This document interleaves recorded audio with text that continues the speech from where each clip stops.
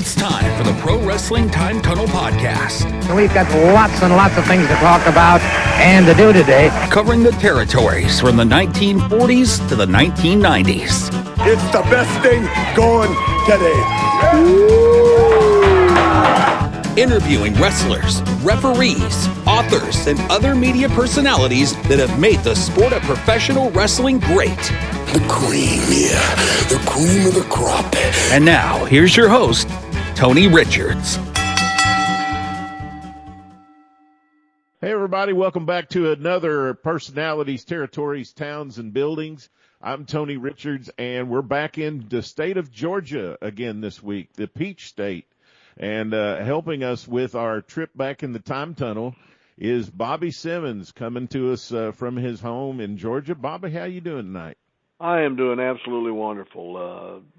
Pleasure to be with you again. I always enjoy this. You bet, man. Well, I want to one of the things I like about going back in this particular time period, and I like looking at these town by town, because the guy who's booking this, Tom Renesto, is just a master at manipulating and scheduling and matching guys up. So we'll kind of go through this town by town this time, and I want to ask you about some specific things. Okay. Let's start out. You used to go to Macon on Tuesday nights, and so Right. let's start out here. And there's a name in Georgia at this time that might not be familiar to people as far as association with Georgia, and that's Jerry Lawler. He's in Georgia in the summer of '75. Do you remember much about Lawler being there? Yeah, 1975. I went to work for the NWA office in November '74, so this was my first full year working for the NWA and Jim Barnett. Yeah, Jerry was here. He never was main event talent here in Georgia. He was generally middle of the card. Sometimes he would be in a tag team combination. One I can think of is Don Greene, another wrestler from Tennessee. They would team up and you know, maybe have a run at the Georgia title. I don't think they ever got it, but yeah, he was Jerry. Matter of fact, there was a few times that somebody would not show up at a town and they would send me under a mask, and I had the privilege of wrestling Jerry Lawler. And I did it without a mask, come to think of it, that particular night, because I got some pictures around the house here of me and him in a match from Griffin, Georgia. I can remember where it was. But, yeah, it was a pleasure to work with, pleasure to be around. He was a super nice guy. And he's also, you know, he's so talented in so many different ways. You know, he was a commercial artist before he got in the wrestling business. Yeah. And he did in some of the programs. He did some especially when before I started, Les Thatcher was doing the program, and he drew a lot of pictures to put in the program for Les. Well, Jerry was a very good interview, and Yes. at this point in his career, the first 3 or 4 years in Tennessee, and then also I believe here in Georgia, he was a heel. So Yes. he had that smart aleck heel persona that really got under fans' skin or whatever. And yeah, and Jerry was his face. How do I say this he had a baby face, even though he had a beard sometimes. He was very young looking, and he right on up. Last time I saw him, he was still that way. He looked very young, and he had an arrogant attitude. And man, it was instant heat. Yeah, he was a heel the whole time he was here. And Don Greene, he's only there like in the first part of '75. He leaves right at the beginning of the summer. And he comes back to Tennessee, and another guy that grew up in the Tennessee territory like I did, we were laughing about it the other day because Don Greene came back to Tennessee as Mr. Wrestling, and he was under a mask, and everybody knew it was Don Greene. Well, Don's run started in Georgia. When I first went to work in November, he was under a hood as one of the Infernos. Him and Curtis Smith were the team of the Infernos with J.C. Dykes. And they had that was, and then when they did away with the Inferno gimmick and Curtis left, they took the mask off Don, and that's why he stayed here for a while. But that's how he got started here. Man, is he one of the guys? He and his brother Al were big in Tennessee, but I mean, he's one of those guys that just isn't talked about very much anymore. But what a phenomenal wrestler! Wonderful piece of talent. Al was, of course, you've been growing up with Tennessee. Al wasn't. I love their gimmick when they were the Heavenly Bodies, because Al was a big, heavyset guy, and but yeah, he was the brawler and the stomper and chop meat guy, and Don was the wrestler. Yeah, it was just one of those. If you had to point to a gimmick where a heel was bragging about something they actually weren't, Heavenly Bodies they weren't, but that got it over. I mean, that's one of the things that infuriated people. Guy you've never heard of, probably, Kenny Arden. God rest him. He left us way too early. But Kenny weighed about 400 pounds. He was huge. But his gimmick was he wore a T-shirt that said, "I hate fat people."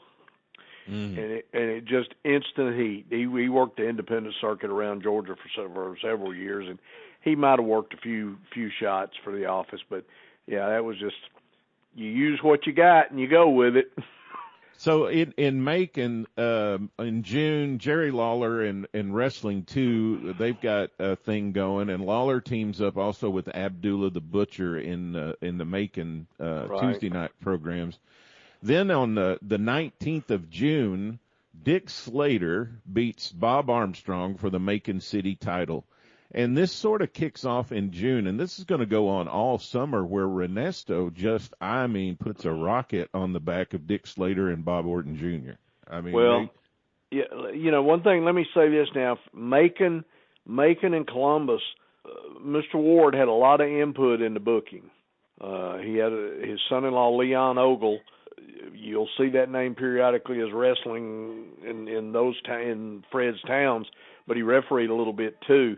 But Leon had a lot of input in the booking, but he generally followed suit with what Tom was doing in all the other towns. Yeah. But that's Slater and Orton. They teamed them up and I can't remember if this was all these years run together on me now, so you have to help me. Oh yeah. But they was Gary Hart, was he here at the time? Did he?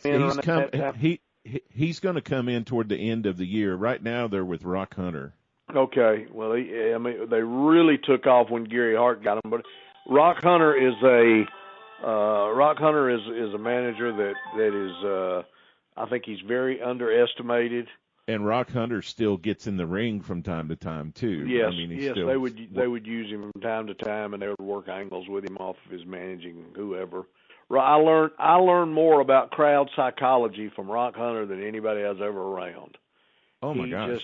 He could manipulate a crowd just with his looks, with his, most managers, especially when they're working a house show, they're up and down and beating on a ring, and Rock was never that way. He sat in a chair in a corner, made hand motions at his guy, and if he ever got out of that chair, it meant something. And just he had him in the palm of his hand. It was just a great guy.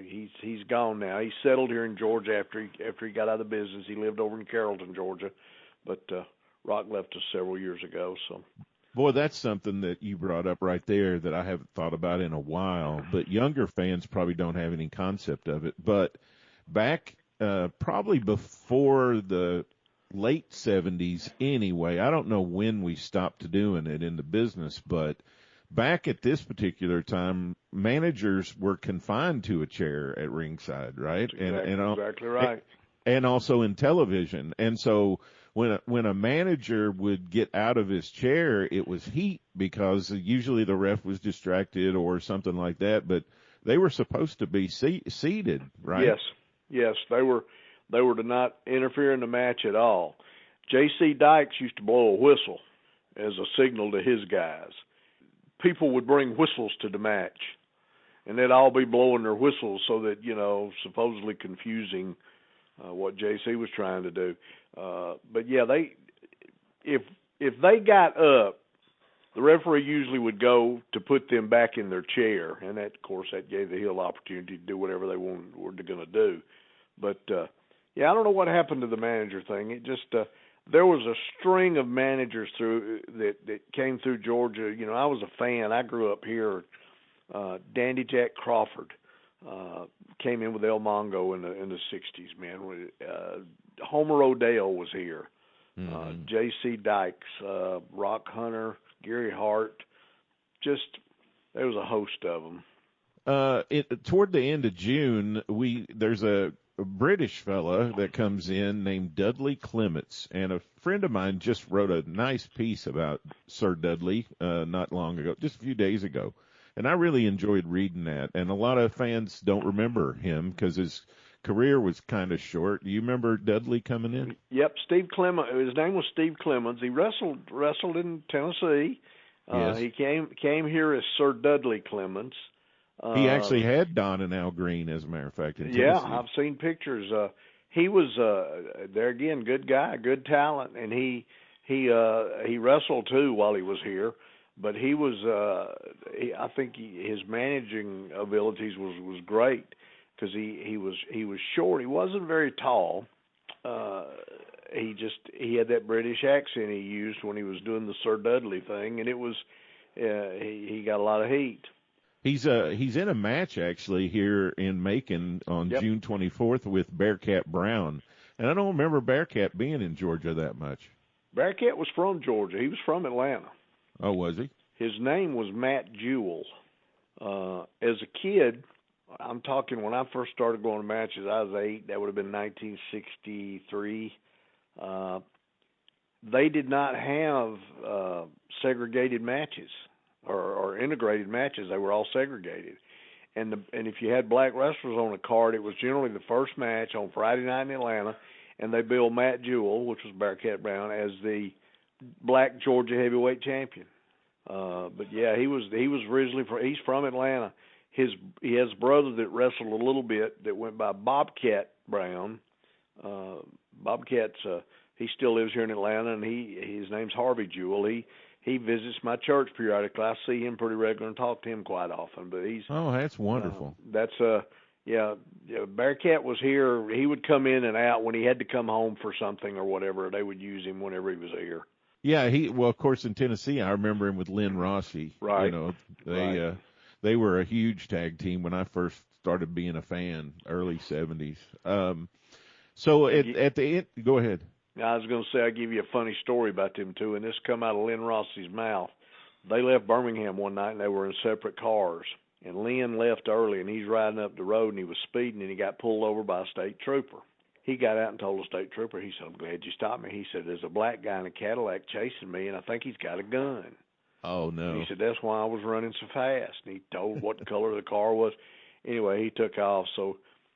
you know what happened. Here comes Bearcat, and his car ain't bothering nobody, and got pulled over, and he's out on the side of the road, and they're frisking him and got him, threatening to handcuff him. But it was, that was Lynn getting out of a speeding ticket, using him as the goat.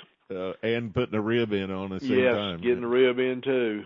On the 22nd of July, this is where they really put the fuel on. So they've got Wrestling 1 and 2. They're the big babyface team this summer. Right. And so they beat Lawler and Orton Jr. for the Macon tag team belts. Okay. And you mentioned Leon Ogle. He shows up here. He's in a no disqualification, no time limit match with Jerry Lawler. Mm-hmm. So what was Leon like? Leon was a good guy. I liked Leon. We always got along. He was a fair worker. He wasn't great. But Leon was he would intermingle himself. He might have he would referee or something and get into it with a heel or whatever instead of but that's the way that come about. Probably they would set up the deal using him as a referee, and then he would. He worked pretty regular there, when he was working for Fred's Towns. But he was okay, good guy, fair booker. He was a pretty good booker. He just he was limited in the towns, but he would put the TVs together for Fred, and he would book the house shows. He worked in conjunction with Tom, but eventually down the road a little bit, they just made it all one big thing. Tom booked everything. Did Leon, was he more involved in Macon and Ralph more involved in Columbus, or were they both equally involved with both? Well, they both worked in the office. They were both son-in-laws, but Ralph was more the businessman. Leon was the one that was kind of hands-on with the wrestling.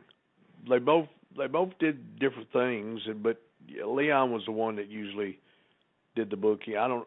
Ralph never did any booking. Leon did the booking and worked the angles and came up with things to do, but much more so as far as wrestling was concerned than Ralph. So as happens a lot of times, the babyface team only keeps the titles a short time. So a week later, July 29th, Slater and Orton beat Wrestling 1 and 2 for the Macon belts. Right. Then they pretty much hold those for a while, and then they start putting them in singles matches. In August, Wrestling 2 beat Slater in a cage match, and then the very next week, on the 19th, he beats him in a cage match with no referee. Do you remember them doing many angles with no referee in a match? Oh yeah, it wasn't a lot, but it was periodically that the referee would be outside the ring, but in that case you had to. They generally said the first one out of the cage won the match because you had no way to count the guy out. You couldn't hear if he gave up. They would just work the deal till somebody could get out of the cage, and the referee would be outside manning the door. And it was just to heighten the stakes of the match, right? Right. Just something different. I mean, those two guys worked so many matches that summer, and they did anything conceivable. One of the and I think Gary Hart came up with it. First time we'd ever seen it in Georgia, they came up with the I Quit match, where the referee would have the microphone, would get the microphone from the announcer and hand it to whoever was on top at the time, and they'd shove it in the guy's face, and he'd either quit or he wouldn't. But there was all sorts of things they did. But the cage was with no referee. It wasn't very often, but it was done really for a blow off, because that's pretty much that's the last step. Yeah, it was Gary, or I know it came from Texas, and I don't know if it was Gary or Terry Funk, but one of them. I Quit. I tried to track down the first I Quit match, and it was back in the early 70s for sure. Yeah. Shifting gears over to Columbus, Bob Armstrong is the babyface here that gets put over in Columbus quite a bit this summer, and of course he's a Georgia legend. Right. And Wrestling 1 and 2. So tell me a little bit about Wrestling 1 and 2. So they brought in Johnny Walker back in 73, I think, to be Tim's partner. And then a lot of fans may not know this, but Wrestling 2 actually turned heel for a little while. Right. They that was before. That was in 73. That was before. Of course, I was over there, but we knew about it. It was they turned heel. They turned him heel so that Tim had somebody to work with. I mean, they were when we were going through that war. Talent was, you had to use your talent in different ways, and I don't remember. I don't know who was booking at the time. I don't know if it was Bill Watts or I really don't know who was booking for them. But they turned that deal, and they ran it for however many weeks. They got out of it, and they got a good bit out of it. But one of the funny things that come out of that was it wasn't funny to them, but they're the best of friends. I mean, they were inseparable outside the ring. They both had boats. They both had motorcycles. I mean, they were working the deal. I'm assuming it was Atlanta. It could have been one of the other towns. But two went to give Timmy the knee, and when two give you the knee, he come in on the left side of your face and hit you in the shoulder with it, and it was snug. It was. You didn't have any problem knowing he had hit you with it. But you had to keep your face turned to the right, because if you didn't, it'd hit you right in the face. And Timmy, for whatever reason, didn't turn his head, and two hit him with that knee. Oh, man. And it broke his nose, and both eyes were swollen. They never shut, but they were swollen and black. He looked like a raccoon. And, of course, John was distraught. In talking about it, John told me, he said, I was so upset I couldn't hardly eat or and Timmy was laughing about it. He said, it's my fault. But yeah, but they were both, they had a good run with him as a heel. And I can remember we always, we come in after, our TV came in after theirs on Saturdays, and we worked with Gunkel. And I remember coming in that day, I was in the back. I'd come in early, and I was in the back, staying out of the way. And they did the interview when they ended the feud. I remember they did it. They took John had a hatchet, and he went out on the desk there talking to Gordon. And he said, I'm here to bury the hatchet. And he drove that hatchet into the desk, and it's sticking straight up. And he said, this is over. And I thought, God, what an interview. Unbelievable. But that was the way they ended. It was on TV in that interview when he buried the hatchet. Man, we just don't have moments like that anymore. No. And gosh. the thing is, the thing about that stuff is nowadays they give you a script and they say, this is what we want. Back then they'd say, you got 2 minutes. We're talking about Atlanta, Carrollton, Griffin, whatever. You got minutes. And they didn't tell you what. They may have a point that they want to make, but the rest of it, you were on your own. I mean, the talent went out there and did the interviews.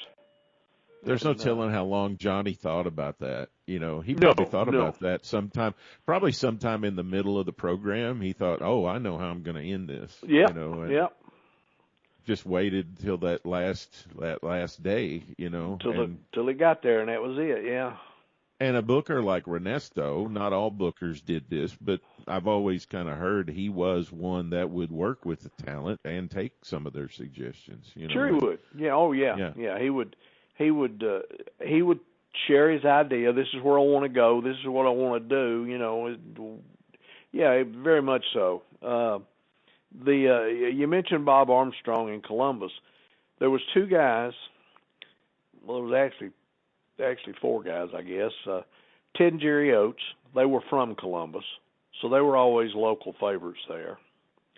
But Bob Armstrong and Bill Dromo were Mr. Ward's favorite people in the world, and he pushed them in all his towns.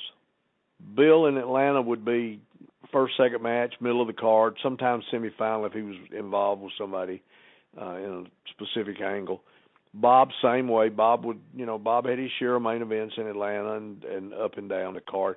But in Columbus, those 2 guys were like, they walked on water, and the people bought them. They were, if there was such a thing as a superstar in a town, in Fred Ward's towns, Bob Armstrong and Bill Dromo were that.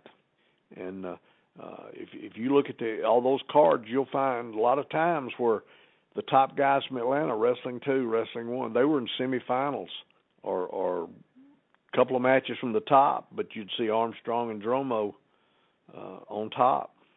Well, the thing that I noticed here is back at this era, your really big main titles like the NWA title or even like the Georgia title or the Georgia tag titles in Atlanta, they only changed hands about every 6 to 8 weeks, maybe once every 3 or 4 months. But these tag belts in these towns and the singles belts in these towns changed every other week almost. They had a title change every 2 weeks or so. Yeah, that was Leon, and they liked that. But they would. You're right. They'd put it on a babyface, but only for a short time because they want to see the babyface trying to beat the heel for the title rather than the other way around. But they swapped them a lot. And Fred, and we talked about this before. Fred had champions in every town that he ran, and for Columbus and Macon, the tag belts and the heavyweight belts of that city, they were super belts. They were those Nikita Mulkovich with an eagle on them. He paid a lot of money to get those belts, and he used them well in those 2 towns.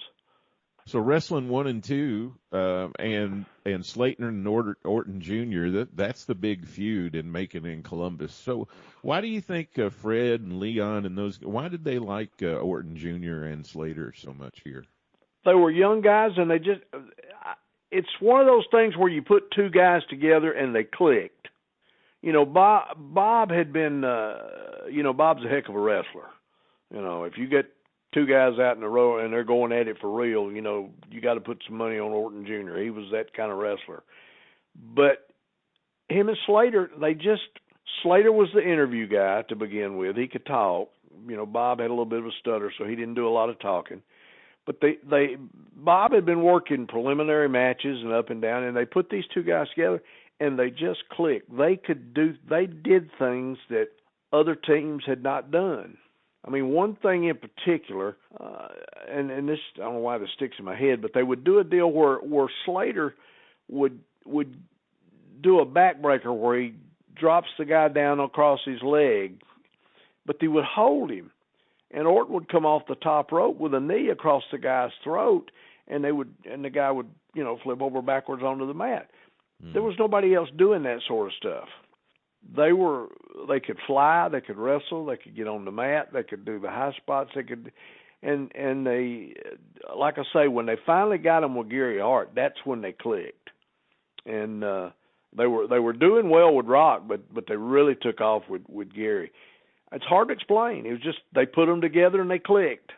Well, you saw them in the 80s, because we got videotape of that, right? And they were a super team there going into the first Starrcade for Crockett. I mean, they were really good, but that was after Slater had that terrible car accident. Right. I could only imagine how good he was before that. Oh, yeah. When I first met Slater, when he first came in here, of course we knew about him from Florida, but when he first came in here, he was phenomenal. He had runs with just about everybody. He was a heel for a long time. They switched to a baby face. I mean, he had runs him and Wrestling 2 had a big run. Him and Timmy had a run. They switched him to baby face. Him and Hansen had a run. Him and Jardine as the spoiler had a run. He was around here for a long time, and he was just a phenomenal talent. I know you weren't there during this time, but in '74, Harley Race had booked an angle with Super A as part of the Andersons tag team, and that was Mike McCord. Right. And we learned later on, years later, he becomes the famous Austin Idol, right? That's the most phenomenal change of a human being I've ever seen in my life. Yeah, tell me about Mike McCord. Not Austin Idol, but Mike McCord. I met Mike. Well, I did not meet Mike until after the plane crash.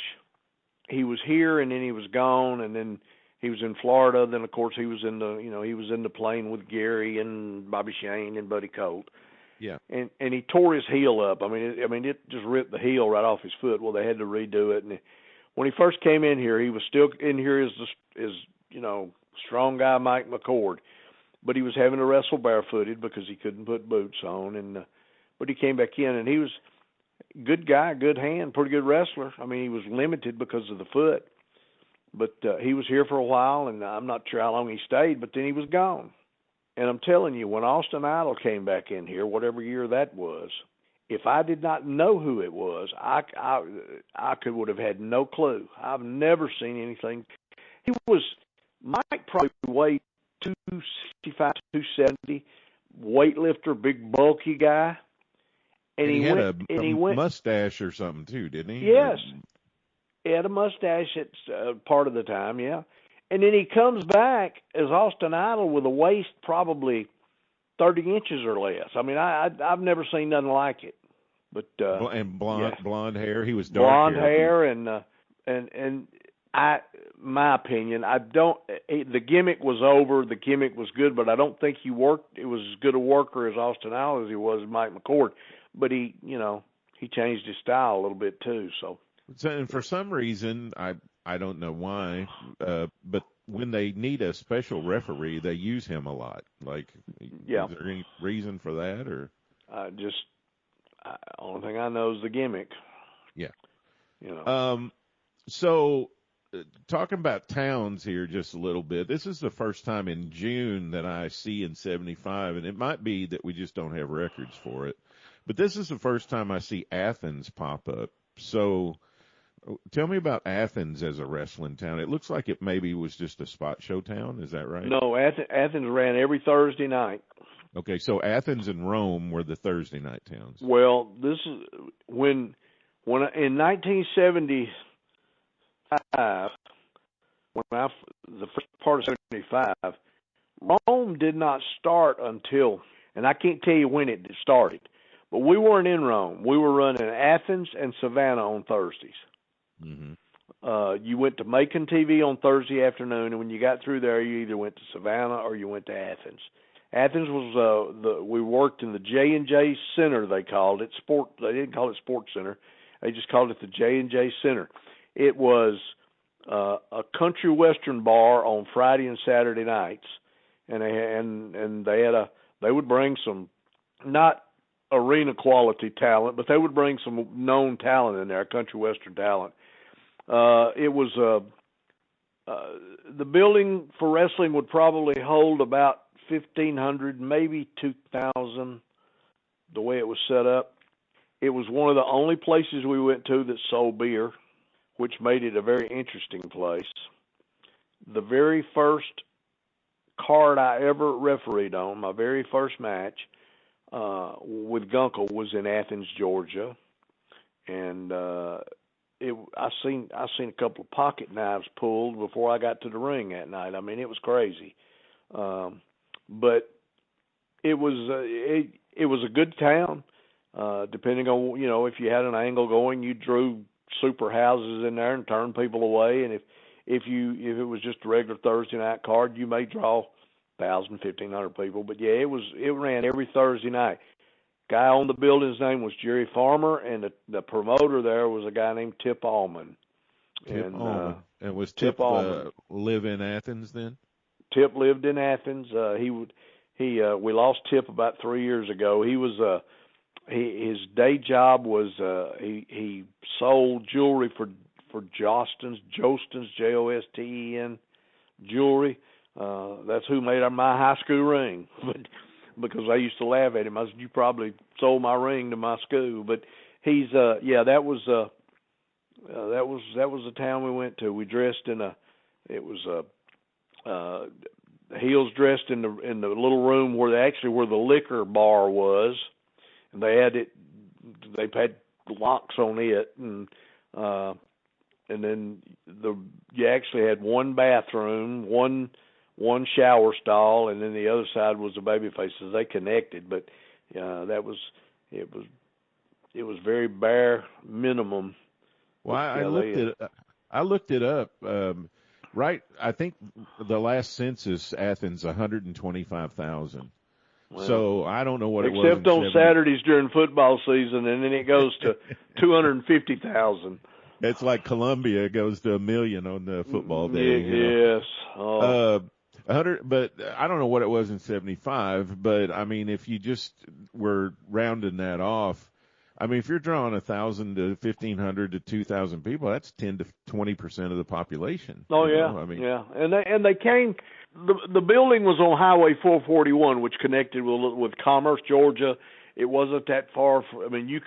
We drew from all over. I mean, it wasn't just there was people from Atlanta that came up there. It was not just Athens, but it was close enough to Atlanta that people really wanted to go. The matches would come. So, I think in 75, Savannah went to a Sunday town. Yes, they moved it to Sunday. And it was monthly there for a little bit, but then later in the summer it goes back to being weekly on Sunday, which is not necessarily something Southern promotions did at this time. Well, that's when we first started working on Sundays. The first time we ran it on Sunday, I drove. Now that meant we were working 7 days a week. Well, it was a 4 at the time. It was not interstate all the way. You had about 120 miles of 2-lane road. So it was a 4.5 hour ride. So after working all week, and our busiest days, and I think we talked about this, but our busiest days was Saturdays. We did Atlanta TV Saturday morning. We did Columbus TV in the afternoon at 4 o'clock, which was live. And then when we got out of there, we either went to Carrollton or Griffin for Saturday night. So you'd worked all day. And then I drove the first time we ran it on Sunday, 9 hours on the road plus 3 hours at the building. It was just, no family time, nothing. It was crazy. So the second week we ran it on Sunday, I called Delta Airlines, and Delta Airlines had a round trip to Savannah, and I want to say it cost $62 at the time, and the guarantee at that time was $55. So I was going to lose $7, but I didn't have to leave home until 12 o'clock to catch like a 12:30 flight, get down there about between 1:30 and 2. The show was at 3.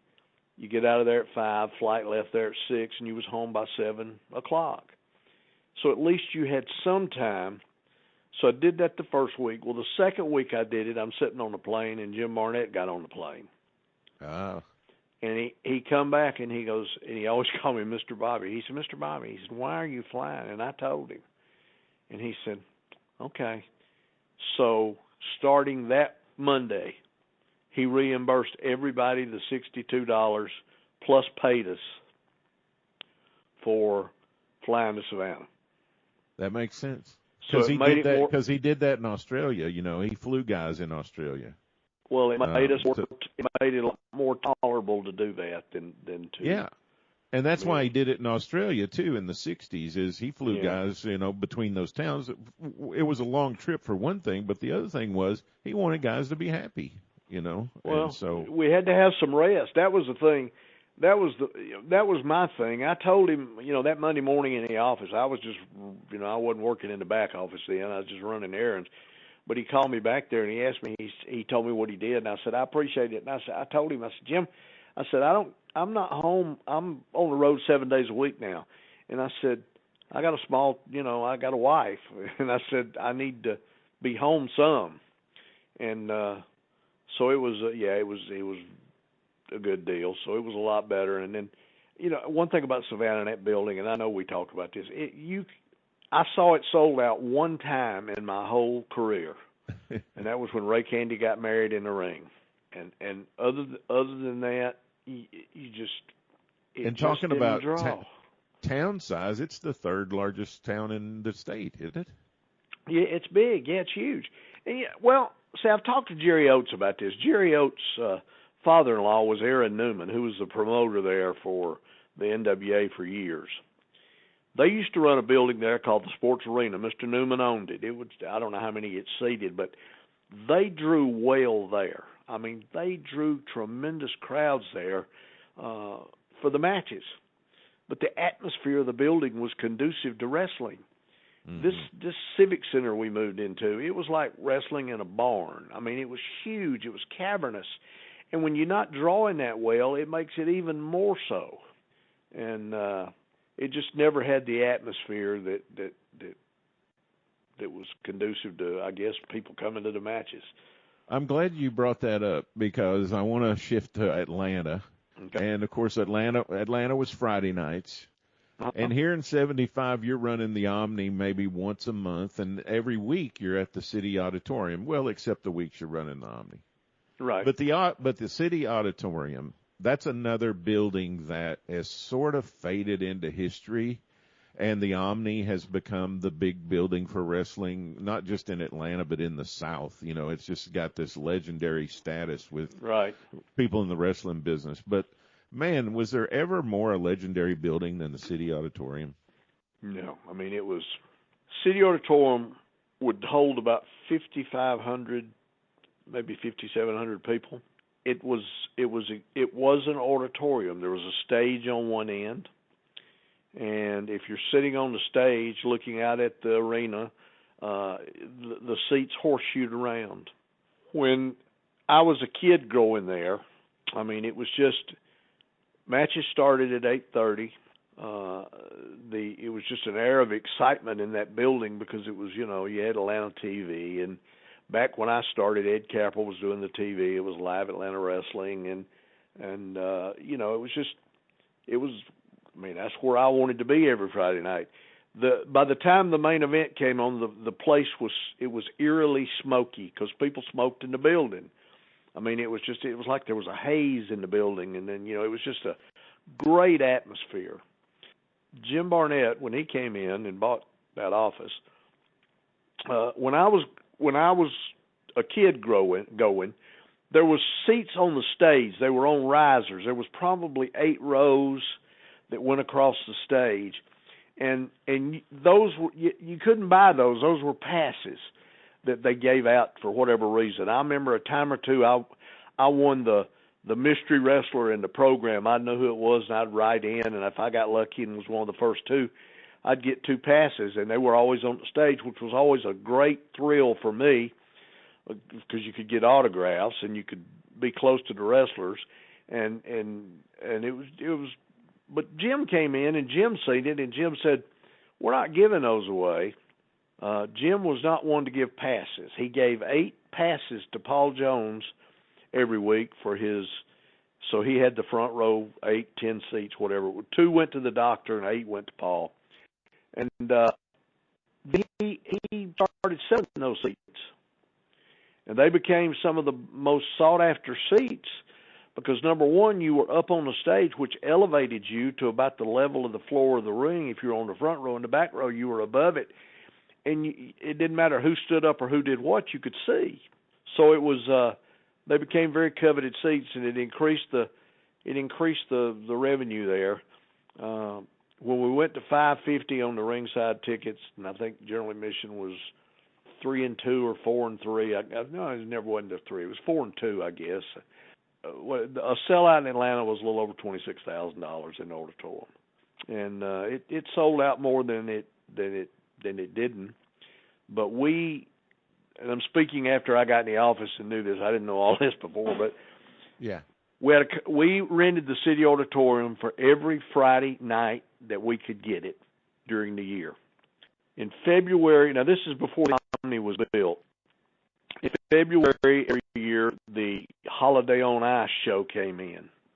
They were there for like 10 days, so you missed 2 Fridays. In April, the Shrine Circus came in. You missed 2 Fridays. And then in middle of May to the middle of June, you had high school graduations, and you lost it. Now, before the Omni was built, they used to run the matches at the Sports Arena, which was owned by Paul Jones. It was over where the wrestling office was for years. And then, of course, after they built the Omni, that's when you started seeing shows at the Omni. And the reason you were only seeing them once a month, once every 6 weeks, once every 2 months, was because something was in the auditorium we couldn't get the building. And or otherwise, you would have just been at the auditorium, right? Would have been at the auditorium, yeah. Would have been. Yeah. I mean, you might have ran the Omni as a special super attraction or something, but the cost of running the Omni was so much greater. The City Auditorium in Atlanta, because we agreed to take it every Friday night of the year, the rent on the auditorium for Georgia Championship Wrestling was $500.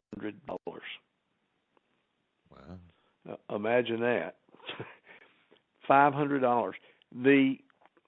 We agreed for that $500. We agreed they got the concessions. We agreed to furnish our own security.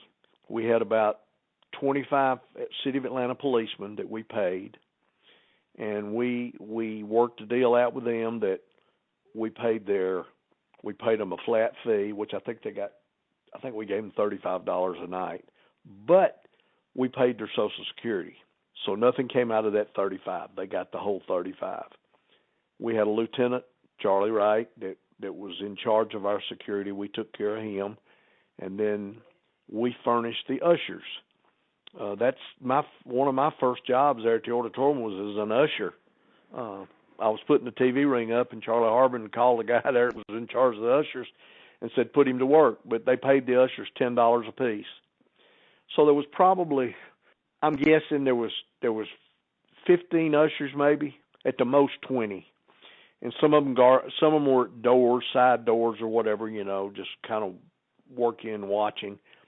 So even if it was 20 of them, that's $200. That's what the ushers cost us. Of course, we had to pay the security, but the security was catered to us, and they worked well for us. But, yeah, that's opposed to going to the Omni, where the Omni gets a percentage of your gross, plus you've got to pay for all their ushers, and they got more than $10 a night. You had to pay still had to pay for security. We brought our own security over there, but they had security on staff there that we had to pay. I mean, it was on a. I'm doing this off the top of my head, so that you can't swear by this in a court of law. But on I can remember we did $100,000 on Thanksgiving. That's the first time we'd ever done it, and I don't remember what year that was. 78, 79, maybe.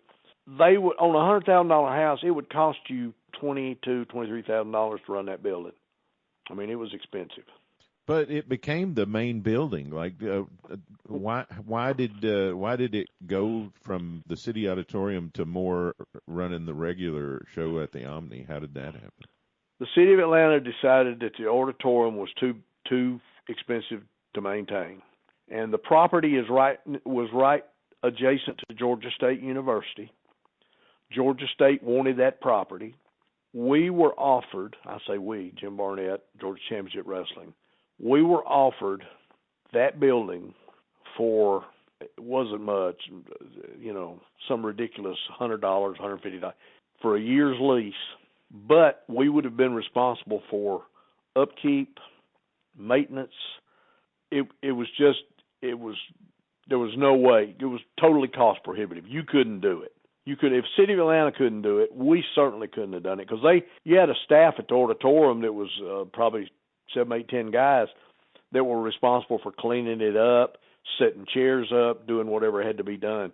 And unless you had other shows coming in to create revenue, and by now the Omni is built, so the Holiday on Ice is no longer coming to the auditorium. The Atlanta Civic Center is now in operation, so you got high school graduations going to the big new Civic Center to graduate. You guys were probably their I was just going to say, you guys are probably their biggest client at that point. Well, we were we were the most regular. Yeah. I can remember we were the last event ever held in the building. I can remember how emotional it was for me. I sat in the dressing room that night. I mean, you got to remember, first wrestling match I ever went to was in that building. And what year was that, Bobby? That was 1963. The main event that night was Lorenzo Parente, Tennessee guy, against Fritz Von Erich. The semifinal, I think, was Joe Scarpa and Stan State. I'd have to go look. I've got a window card from that first match I ever went to hanging in my hallway here. My buddy Chuck Thornton had it, and he gave it to me, and I had it framed. It's back there. But I mean, I can't tell you how many matches I went to over the years there. And then when I got in high school, and of course I got the job running errands, I was putting TV ring up, I started ushering there. And eventually, working for Gunkel, we did not use the same dressing room. We had separate dressing rooms, heels on one side, baby faces on the other. The NWA used the same dressing room, and they come out the same door.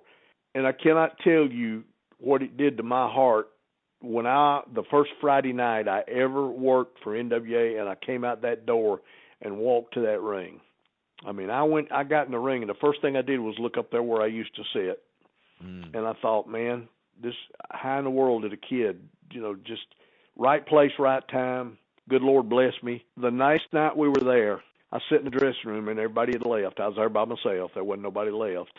And I walked out on the stage, and I looked. And it was smoky, just like when I was a kid. And I reached over, and I knew where the switch was. I turned the ring lights on.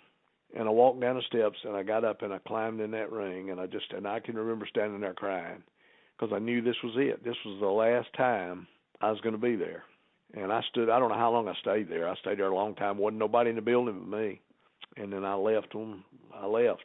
The building now, the facade of the building is still there. What was the lobby and the concession area and a room off to the side that was like an exhibit hall, it's all still there, but it's been remodeled. The auditorium portion of the building is now a parking lot. It's no longer there. But the facade's still there. It's you go by there, and I mean, for people that know, what it was. Yeah. But it's still there. I'd still like to go by with the facade, just to go by. It's on Cortlandt Street in Atlanta. It's still there.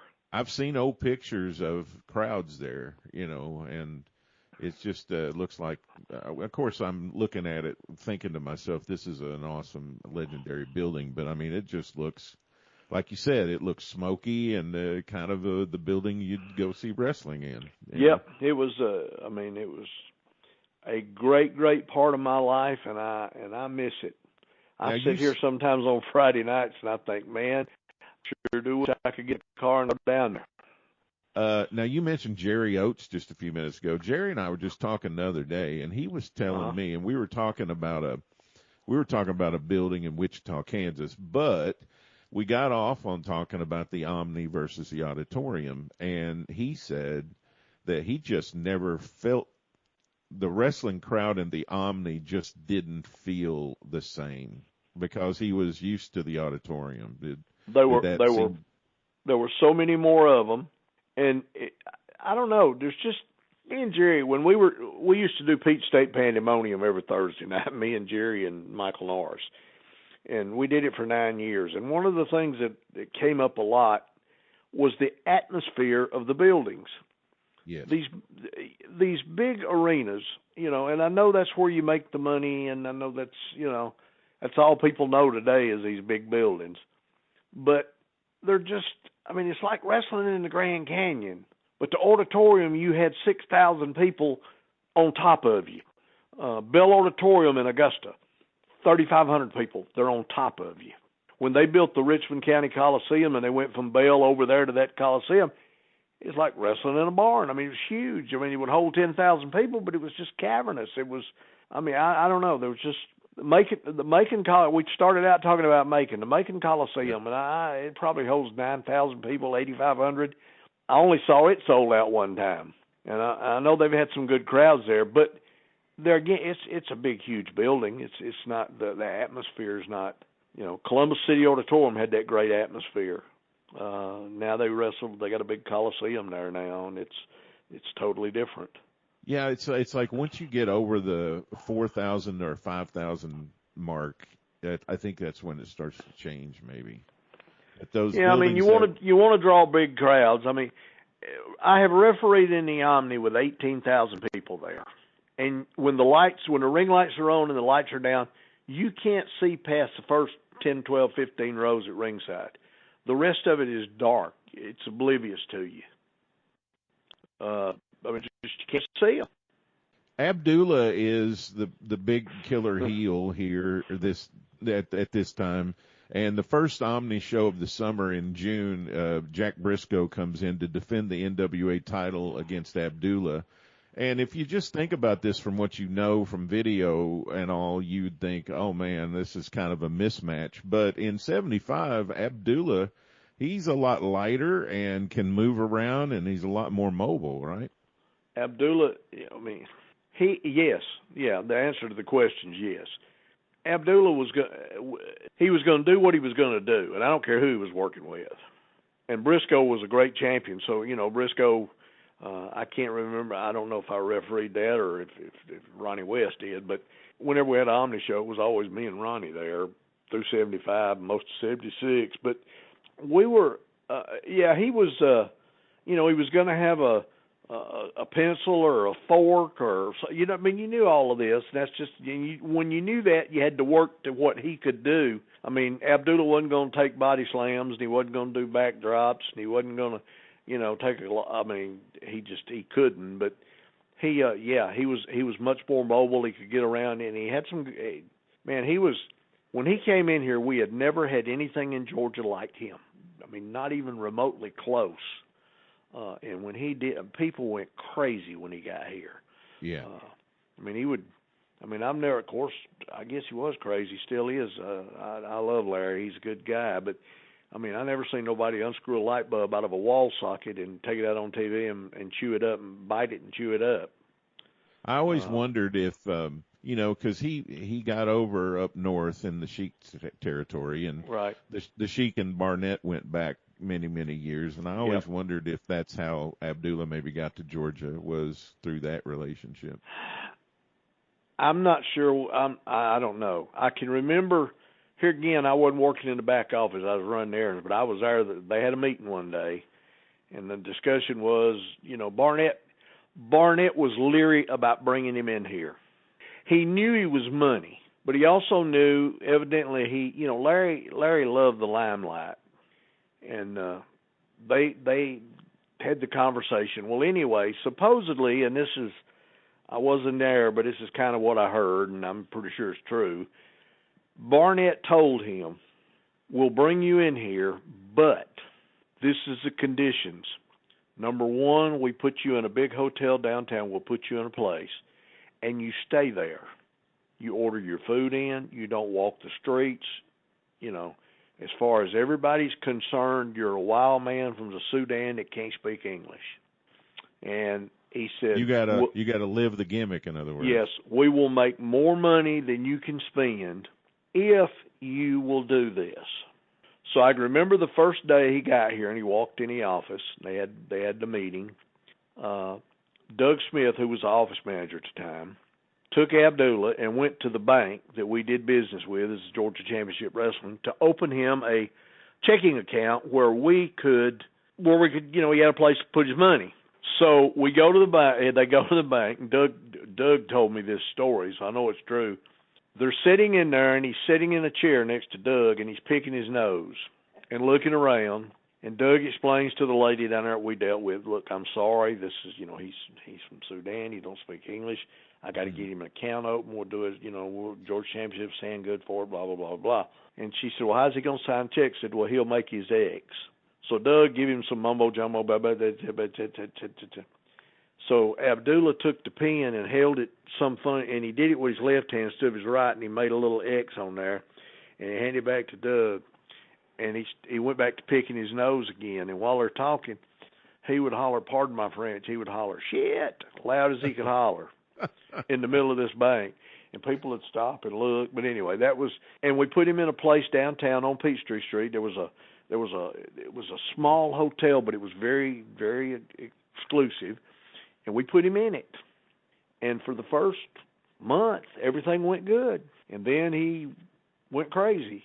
The next thing we know, he's at the airport flying out, and we found out he was out there handing out 8x10s and signing autographs. Oh, wow. This is the absolute honest God truth if I've ever told it. I'm driving to Augusta one Monday night. This is when he flew home, he brought his car back. He had a blue Lincoln Continental Town car. I'm driving down I-20 going to Augusta, and I see his car.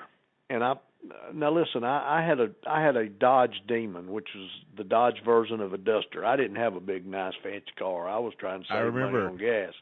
I don't remember that car, but I remember that model for sure. Yeah, I go by Abby, and when I go by him, he's got a telephone receiver up to his ear driving. And I can see the cord, you know, one of those like you had in your kitchen, the little curly phone cord. Yes. Running down toward the steering wheel. So I thought, well, this is crazy. Here's this guy from the Sudan that can't talk, driving a Lincoln, talking on the phone. I stopped somewhere. I got gas, stopped and got a drink, did something. Anyway, he got to the building before I did. So I walked by his car because I'd never seen a car phone. I wanted to see what it looked like.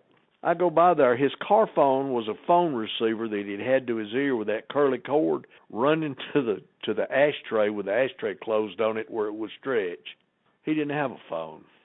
So he was doing that. That was the kind of stuff he was doing, you know, that, yeah. I mean, he still drew a lot of money, but it would have been so much better if he had let it out. And, you know, he married we had a cop that worked security at the TV station on Saturday, a little female cop. She was the first officer that ever made the SWAT team in the city of Atlanta. He wound up marrying her, and they had a nice house, and then they divorced. I think he remarried, but I don't think he's married now. But Larry's still around. He's still making some appearances at these little independent shows that'll pay him, and he's not in good health as he was. He's using a walker now, but he's still getting around. People still come see him. Yeah, I saw him in St. Louis at the St. Louis Hall of Fame in May, and I talked to him there for 5-10 minutes or whatever. Yeah. He seemed good. I thought maybe you were going to say that Mr. Barnett was a little shy about bringing him in because of blood. How did Barnett feel about blood? He didn't care. He didn't Whatever care. Drew. That's what I was wondering because now we were very you know, we couldn't do anything on TV. You know, TV just shut us down. We couldn't do no blood on TV at all. But well, sure. Yeah, and these house shows and stuff, yeah, it didn't matter. Whatever worked. I didn't know because in Australia, when he was at the tail end before he sold it, Mark Lewin and King Curtis were there, and they kind of overdid it and kind of hurt the territory. So I didn't know if he was a little shy about it. But So the other great thing about having Jerry Brisco in the territory is after the title match with Jack, then you got a couple weeks you can run with Jerry and Abdullah. Yeah. How was Jerry Brisco back in these days? Jerry was a prince. He was a great guy to be around, great guy to work with, and he also had some points in the Atlanta office, so he was a boss. He never acted like a boss, and I never felt like I had to do anything around him because he was a stockholder. But yeah, Jerry was good, very easy to work with, and he just won the boys. I love Jerry Brisco. I don't get to see him much, but kind of swap messages with him every once in a while. But he's I can tell you a couple funny stories about him if you want to hear a couple of things he did. Yeah, let's hear it. One thing we did on him, they made Rocky Johnson and him the Georgia Tag Team Champions when Rocky was here. So we're in a spot show. Lorenzo Parente and Don Greene is working with Rocky and him, and we're in some little spot show somewhere, and it's hot middle of summer, and I don't remember exactly where we were, but Jerry was a great amateur wrestler. I mean, him and Jack were, Oklahoma State, they were top dogs. So we're in the ring, and somehow or another, Jerry grabs a headlock on Lorenzo Parente, and Parente whispered crisscross, and they started crisscrossing. Well, Jerry dropped down, and when he did, Lorenzo pounced on his back like a cat. And just sometimes you're in the right place at the right time. I was right there, and I dropped down on my stomach, and I was nose to nose with Jerry laying on the mat with Parente on his back, and I just held up 2 fingers and went 2 points. Oh. So that Indian went on the warpath. He went crazy. We wound up, Don, Lorenzo, myself, and Rocky were all standing on the floor, and he was running around screaming. Oh, boy. So we did that to him, but I'll tell you what he did to get at Rocky one night. Again, another spot show, some little old high school somewhere, whatever. Don and Lorenzo, they found a frog, just a little frog. It probably wasn't 2-3 inches. It was a little bitty thing. But they found out Rocky Johnson was scared of frogs.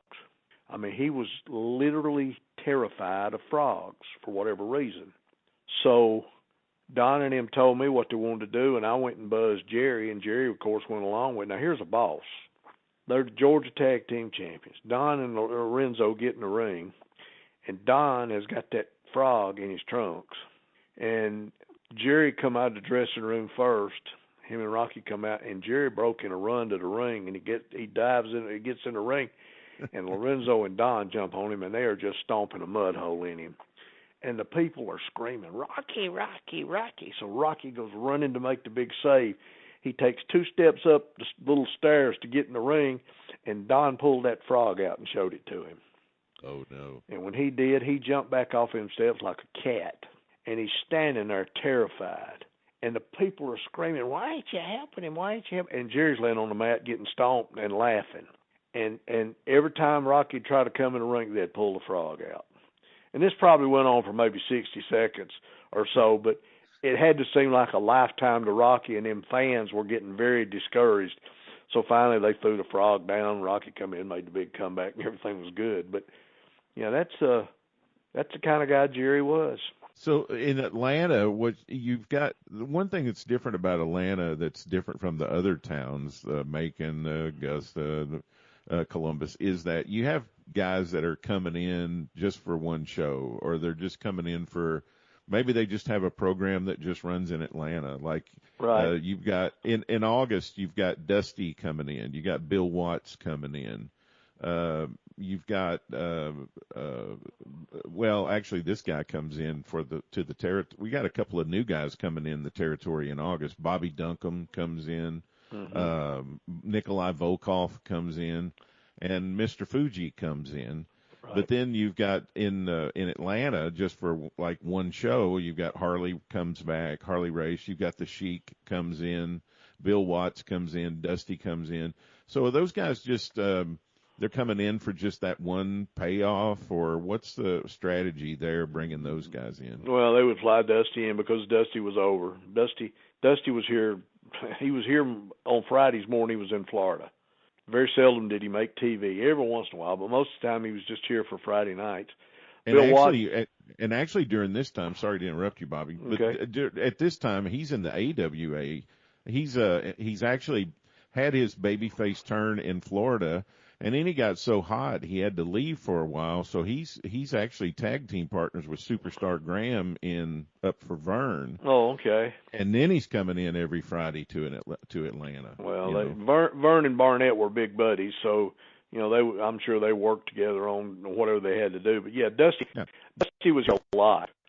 He ran a program with Koloff and Ole that ran for months. Dusty was coming in to have a new partner every week and different things. But yeah, Bill would come in periodically. Bill was a stockholder in Georgia Championship Wrestling. Bill would come in. Sometimes they'd pick his brain on booking things, but Bill would come in. The Sheik was just they'd bring him in for try to draw a dollar or two. He was never here. They'd have him and Abdullah in a cage match. Oh, geez. Yeah, I refereed many of those things. Cage matches, and they would. We did one time. We did the cage and put barbed wire on it, and just we did all sorts of stuff with them too. And but yeah, he would bring him in. I'm not sure when Hanson got here, but you know more than I know as far as when guys was coming in. But yeah, Fuji came in. Fuji and Tanaka, they teamed them up when Tanaka was here. They were here for a while. Fuji was a heck of a guy, but you never wanted to cross him because he was the greatest ribber in the business, and he was cruel, man. You didn't want him to write your name down for a future rib. Let me give you. You mentioned Dudley Clemens. Let me give you a little Dudley Clemens and Fuji story. Great. Fuji was leaving to go to New York, and he gave his notice. And a lot of the guys lived in a trailer park down on the south side of Atlanta in Jonesboro. And Fuji had cleaned up his trailer. He wanted to get his deposit back, so he had cleaned it up. He had to make Atlanta TV, and Fuji being a good businessman, he did a job on Atlanta TV. He was going to Columbus to put somebody over and then work the whatever spot show that night, or the Griffin or Carrollton, and then he was leaving. He was actually leaving on Monday. So Clements, for whatever reason, didn't have to make Columbus TV that day. So when he knew Fuji was gone, he went over there and he trashed that trailer. I mean, he just went over and throwed stuff down, just made a mess. Well, don't know how. I have no earthly idea how Fuji found out about it, but Fuji found out who did it. So the next morning, on Sunday morning, he gets up and he calls Steve and he says, "How about coming over and having lunch with me today? It's the last day we'll be together. Come on over here and eat." So Steve hasn't, he don't know nothing. He's pulled a rib. He's happy. He goes over and he eats lunch. And just as they're finishing up lunch, Fuji pulls a dog carcass out. He had got a dog and barbecued it and fed it to Clements. Oh, so that's the kind of ribs he did. Yeah, I don't want him to write my name down. No. Fuji, we lost him, last year before. He retired and was living in Knoxville, working in the movie theater as an usher, a ticket taker. They said that he just loved talking to people. Mm-hmm. But, he was, I didn't want to get on the bad side, but yeah, he was good. Nikolai Volkov came in. Nikolai was good. He had a pretty good run here. Big guy. I had met him when he was one of the Mongols, and he had a good deal. Matter of fact, I installed a CB radio in a car for him, but he was a good guy. It's funny how guys do one side of one side, either baby face or a heel in one territory, and then they do the opposite in the other. Like Bobby Duncombe had just come off a big heel run in New York with Bruno. Uh-huh. And he comes in here as a baby face in Georgia in the summer. He had a run here as a heel prior to that. And then when he come in, they needed a baby face. And back then, of course, before cable or satellite went crazy and the internet, you could do those things. It's be impossible now, and it was just a different era. Yeah. So I wanted to ask you about one more thing, and then I'll let you go. You've spent a lot of great time with me again tonight. But how much did people from Columbus and Macon, of course they were going to matches in their hometown, but were they coming to Atlanta? Sometimes, not regularly, but I mean, yeah, sometimes they would. I had a buddy that was, me and him were partners we owned an umpires association for several years, but Eddie was living in LaGrange at the time, and Eddie would go to Columbus every Wednesday night, and he'd come to Atlanta every Friday night. So I know he was going to both. Yeah. But there again, there was, with Leon booking in Columbus, he was doing things different than Tom was doing here in Atlanta. We may have the same match. I mean, every once in a while they'd do the same thing, but it wasn't very often. And there wasn't enough people that you really gave that a lot of thought to. Well, we can't do this because they may be here and they may not be here. Yeah. Sure. I mean, you had some of the diehards. Some of the diehards went 3 nights a week. They'd go to Athens on Thursday, Atlanta on Friday. Saturday, they'd be at TV Saturday morning, and then they'd go to Carrollton and Griffin Saturday night. So, yeah. You know, you had those diehards that did that, but Tom was smart enough that he didn't, overlap stuff. So, well, we need more diehards in today. I miss those days. Those people, I love those people. They put food on my table for a lot of years, and it's funny. We of course, not as much now. I just turned 70. I started in the business when I was 17 on the road. That's 53 years ago. I used to get recognized a lot, not as much as I do as now as I used to. But man, it was such joy for people to say, "Hey, man, I used to go watch you." The radio show that we, like I say, or the podcast that me and Mike and Jerry did for so many years, I had to have a cataract removed, and I went to my eye doctor and did all the preliminary, and I'm sitting there waiting on him to call me back to do the procedure. And this guy opens the door and he goes, "You don't know me," but he introduced himself, and I can't tell you his name now, but he goes, "I used to go to the auditorium when I was a kid." And he said, "I just want you to know how much I enjoyed watching you work. I wanted you to know how much I enjoy your radio show. I listen every week." He said, "You helped me relive my childhood." And those kind of things those are priceless. You bet. It's like talking to you about this stuff, man. It brings back so many memories and so many things that we did. And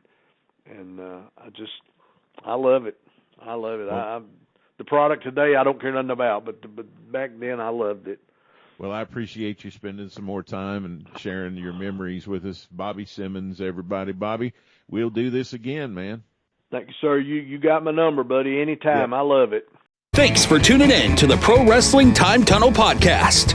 Tune in for another great episode next week, interviewing wrestlers, referees, and media personalities that have made the sport of professional wrestling great. Be sure to follow us on Facebook at Pro Wrestling Time Tunnel.